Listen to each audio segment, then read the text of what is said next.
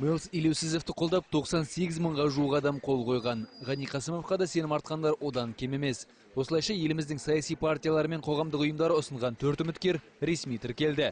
Орталық сайлау комиссиясындағылардың айтуынша, қалғандарының уақытында қол жинап үлгеруі екі талай. Өтен мырза дедіңіз.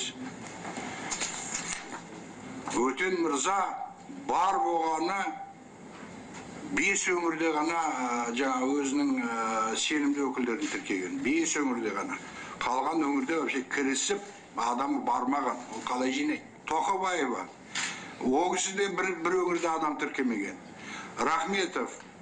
4 өңірде ғана сенімді өкілдері бар. Олар енді қалай жинайды? Жинаймайды. Айта кететіні, кейбір үміткерлер Нұрсұлтан Назарбаев мерзімінен бұрын үгіт-насихат жұмыстарын бастап, заңды бұрмалады деген мәлімдемелер жасаған. Бірақ бұл шындыққа жанаспайды дейді орталық сайлау комиссиясының өкілдері. Іс басындағы елбасының елге жолдауын насихаттаумен қатар, президенттікке кандидаттың үгіт-насихат жұмысының арасындағы ара жігін ажырата білу керек.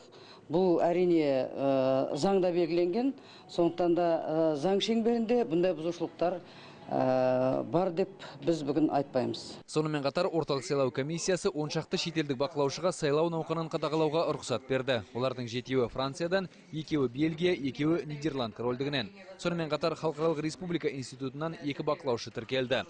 Асан Қалиахмет, Нұржан Махмутов, Астана телеарнасы.